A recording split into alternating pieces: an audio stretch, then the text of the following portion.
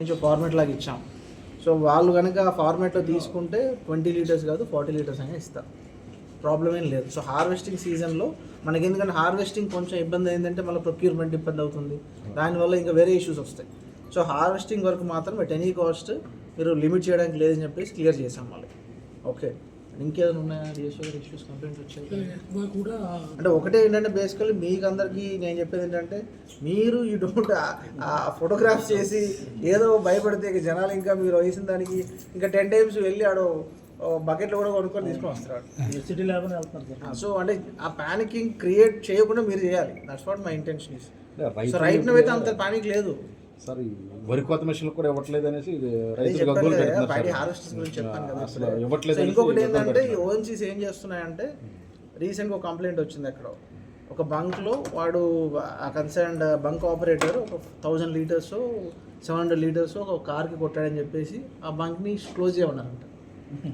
నేనేమన్నానంటే అరే బాబు నువ్వు క్లోజ్ చేయడం కాదు, నువ్వు ఫైన్ అయ్యి వాడికి.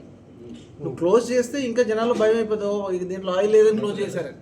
సో ఏదైనా ఉంటే నువ్వు ఫినాన్షియల్గా ఫైన్ వేసుకో, లేకపోతే వానికి ఇంకేదైనా చూసుకో, కానీ బంక్ క్లోజర్ అనేది జరగకూడదు. బంక్ క్లోజ్ అనగానే అందరూ మైండ్లో ఏముంటుంది, ఆయిల్ లేకుండా క్లోజ్ అయింది అనుకుంటారు.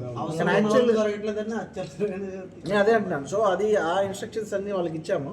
So again afternoon I again have a teleconference with all of them. So మీకు ఏదైనా పర్టికులర్గా ఎక్కడైనా ఏరియాలో ఇలా ఇష్యూస్ ఏమైనా ఉండి, అంటే ఆయిల్ ఉండి కూడా క్లోజ్ చేయడం లేదు, ఓఎంసీస్ ఆపరేటింగ్ ఆయిల్ మార్కెటింగ్ కంపెనీస్కి బంక్ ఓనర్స్కి ఇష్యూస్ వల్ల క్లోజ్ అయినా ఉంటాయి కొన్ని.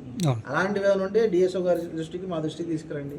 Will definitely try to resolve. అంటే రైట్ నో అయితే మనకి టోటల్ నీడ్ ఎంత అవుతుందో దానికంటే ఎక్కువనే ఉంది ఆయిల్.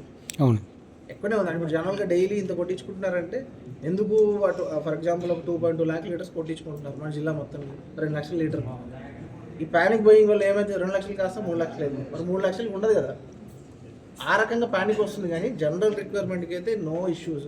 దానికంటే జనరల్ రిక్వైర్మెంట్ కంటే 10% ఎక్స్ట్రానే మనం సప్లై చేయమన్నాం, చేస్తున్నారు.